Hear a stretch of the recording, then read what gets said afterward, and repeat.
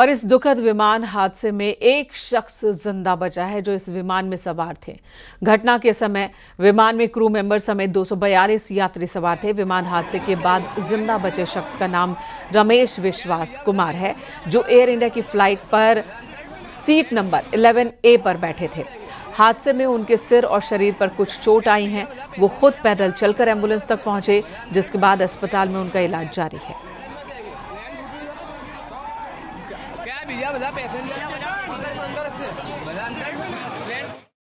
When he was on the runway, my dad called him and Vishwa said, "Oh, we're going to take off soon." And then literally like 2 minutes later, he video called my dad.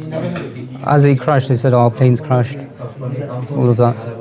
I don't know where my brother is. I don't see any other passengers. I don't know how I'm alive, how I exited the plane. This is a miracle he survived. What about the other miracle for my other brother? Just hearing about this crash. I'm scared to fly now, just to even sit on a plane now.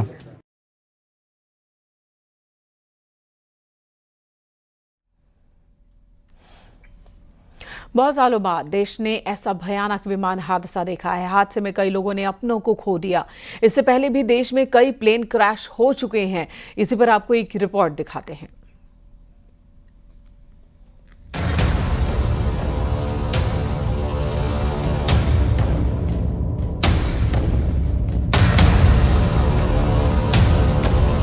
Ahmedabad में हुए plane हादसे ने पूरे देश को झंझोर कर रख दिया है। हादसा बेहद खौफनाक था। पलक झपकते ही विमान क्रैश हो गया।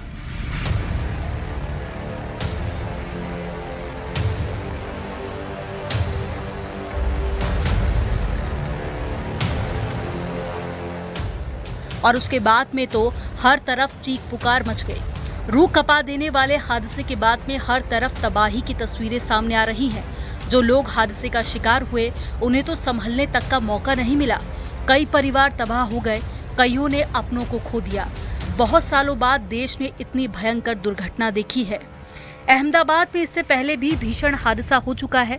37 साल पहले अहमदाबाद एयरपोर्ट पर प्लेन दुर्घटना का शिकार हो गया था। तब इंडियन एयरलाइंस का मुंबई से अहमदाबाद आने वाला विमान एयरपोर्ट के पास ही क्रैश हो गया था। इस हादसे में 133 लोगों की जान चली गई थी। साल 2010 में कर्नाटक के मंगलुरु में प्लेन क्रैश हो गया था।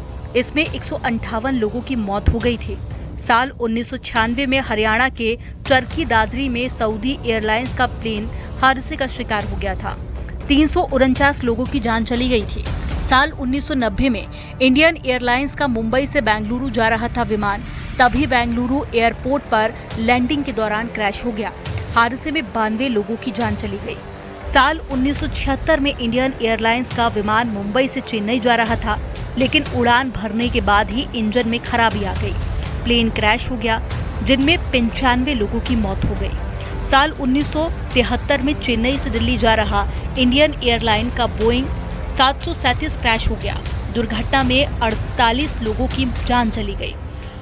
साल 1972 में जापान एयरलाइंस की फ्लाइट पालम एयरपोर्ट के पास में क्रैश हो गई और हादसे में 82 लोगों की मौत हो गई। साल 1963 में बॉम्बे एयरपोर्ट पर हादसा हुआ। मौसम खराब होने की वजह से पायलट कंट्रोल नहीं कर पाया। इसमें 63 लोगों की मौत हो गई थी। साल 1949 में मुंबई के घाटकोपर में विमान क्रैश हो गया। यहां भी खराब मौसम में लैंडिंग कराई जा रही थी और हादसे में 45 लोगों की जान चली गई, जिसमें 35 यात्री और साथ ही 10 क्रू मेंबर सवार थे।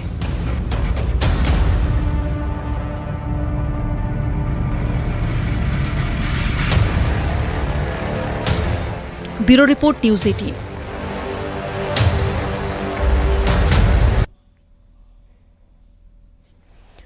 आगरा के नीरज लवानिया भी अपनी पत्नी अपर्णा के साथ एयर इंडिया की फ्लाइट में मौजूद थे। इस बात से अनजान कि ये उनका आखिरी सफर होने वाला है। नीरज वडोदरा में भी एक निजी कंपनी में काम करते थे और वो पत्नी के साथ टूर पर लंदन के लिए जा रहे थे, लेकिन इस दर्दनाक हादसे ने उनकी जिंदगी छीन ली। आगरा में उनके भाई तक जैसे ये खबर पहुंची, घर में मातम छा गया। नीरज से उड़ान से पहले उसके भाई सतीश लवानिया ने बात भी की थी।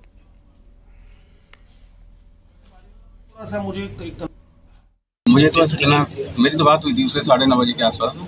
भैया जी मैं जा रहा हूँ टैक्सी में, तो उस टैक्सी से जा रहा था बड़ोदरा से अहमदाबाद के लिए। तो बोलता है मेरी 11:30 बजे 1:30 बजे की फ्लाइट है और करीब 12 घंटे में लंदन पहुँचूँगा, उसके बाद मैं तुझसे बात करूँगा।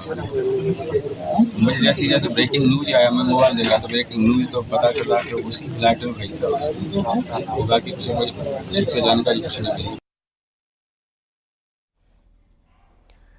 इस वक्त अहमदाबाद से गीता बेन मेहता हमारी सहयोगी जुड़ गई हैं। गीता, इस वक्त अगर जांच पड़ताल की बात की जाए, डीएनए टेस्ट हो या फिर डेंटल जो फॉरेंसिक टेस्ट, उसे लेकर क्या इन्फॉर्मेशन मिल रही है, और साथ ही ये भी बताएं कि कितने शवों की अब तक पहचान हो पाई है?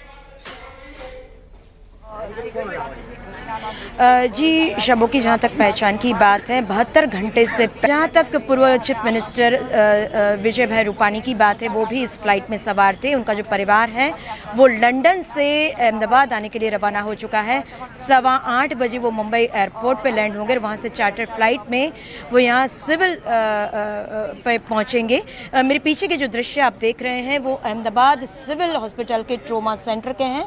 ये वही जगह है जहाँ पे पीएम नरेंद्र मोदी घायलों की जो विजिट है वो करने के लिए पहुंचेंगे। सबसे पहले वो जहां पे प्लेन क्रैश हुआ था वो क्रैश साइट की मुलाकात लेंगे, वहाँ से सीधे वो यहाँ पे पहुँचेंगे। ये वही जगह है जहाँ पे जो घायल हैं उनकी सारवार चल रही है।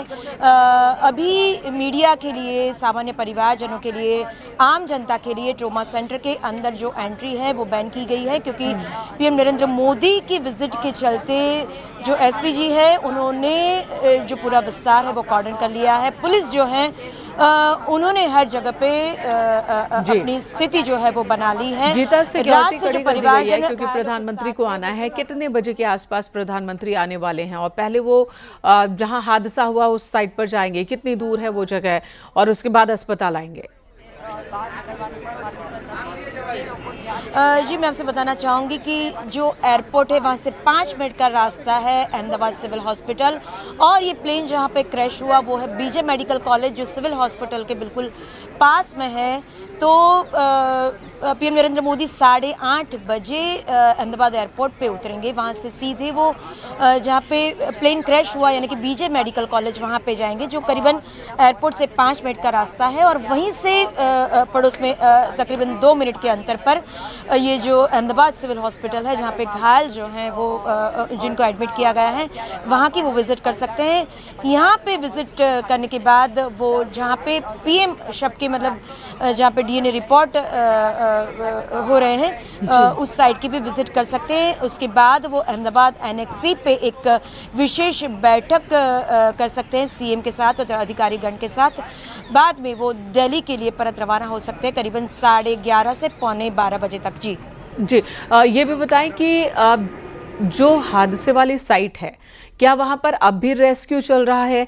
वहां से कुछ और चीजें भी इकट्ठा की जा रही हैं जिनसे पता चल सके कि हादसे की वजह क्या है? ब्लैक बॉक्स तो बरामद कर लिया गया है, और जो तकनीकी खामी होती है या फिर जो बातचीत कन्वर्सेशन होता है ग्राउंड स्टाफ का पायलट के साथ, वो सब कुछ ब्लैक बॉक्स में होता है, वो वहां से हासिल हो जाएगा। लेकिन साइट पर अभी क्या हो रहा है? जी, साइट पे आम जनता की जो एंट्री है वो पुलिस की तरफ से बैन की गई है, क्योंकि लगातार मैं आपको बताना चाहूँगी कि 1.25 लीटर ज्वलनशील पदार्थ अगर किसी मतलब आम आदमी पे अगर वो छिड़के तो वो क्या हाल होगा। किसी के पाँव, किसी के हाथ, किसी के सर पैर अलग अलग जगह पे बिखरे पड़े हुए हैं। तो ये इतने मतलब भयावह दृश्य है कि ऑब्वियस है कि उसको इकट्ठा कर रही है आर्मी, और साथ ही में वहाँ पे आम जनता के लिए बिल्कुल रिस्ट्रिक्ट कर दिया है जाना। तो जो क्रैश साइट है वहाँ पे सिर्फ पीएम नरेंद्र मोदी विजिट कर सकते हैं। अभी आम जनता नहीं जा सकती, ना ही मीडिया को वहाँ अभी एंट्री है। सिर्फ और सिर्फ जो आर्मी के जवान हैं वो लगातार जो ये शव के छोटे छोटे टुकड़े जो बिखरे पड़े हैं वो इकट्ठा कर रहे हैं, और वाकई बहुत ही भयावह स्थिति होगी उस जगह की।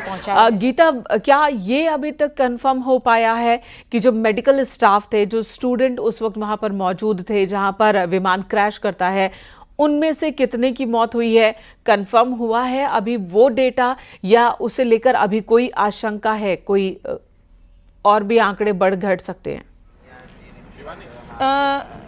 जी कल गृह प्रधान अमित शाह ने जो प्रेस कॉन्फ्रेंस की थी और उसमें जो ऑफिशियल आंकड़े दिए थे उनके अनुसार 230 लोग फ्लाइट में सवार थे, जिसमें और अन्य 12 क्रू मेंबर भी थे। वो तमाम की मौत हो गई है, सिर्फ एक के अलावा, एक जो है मिस्टर रमेश विश्वास वो बच गए हैं। और जो बीजे मेडिकल जहाँ पे बच्चे मतलब जो रेसिडेंट डॉक्टर हैं वो खाना खा रहे थे, उनके ऊपर ये फ्लाइट मतलब प्लेन क्रैश हुआ, तो वहाँ पे कई लोग घायल हैं, कई रेसिडेंट डॉक्टर हैं जो लापता हैं, तो अभी तक उनकी मौत की पुष्टि नहीं हुई है। तो हम ये आंकड़ा जो है वो ऑफिशियल नहीं बता सकते, पर ऐसा माना जा रहा है कि अप्रोक्सी 20 लोग जो है, टोटल आंकड़ा 265 के करीब है, तो आप समझ लीजिए कि 242 242 और बाकी के जो है वो रेसिडेंट डॉक्टर की मौत हुई है। जी गीता, धन्यवाद इस वक्त पूरी बातचीत के लिए। तो प्रधानमंत्री को आना है और प्रधानमंत्री घायलों से भी मुलाकात करेंगे अस्पताल में, सिविल अस्पताल में जिन्हें रखा गया है। इस वक्त हमारे सहयोगी वहीं से मौजूद है। एक बहुत दर्दनाक हादसा, बहुत बड़ा हादसा। इस हादसे की असल वजह क्या है, इसे लेकर जांच चल रही है। दूसरी तरफ जो पीड़ित परिवार है उनके प्रति शोक संवेदना जाहिर किया जा रहा है। एक छोटे से ब्रेक के लिए रुकेंगे, तुरंत लौटते हैं।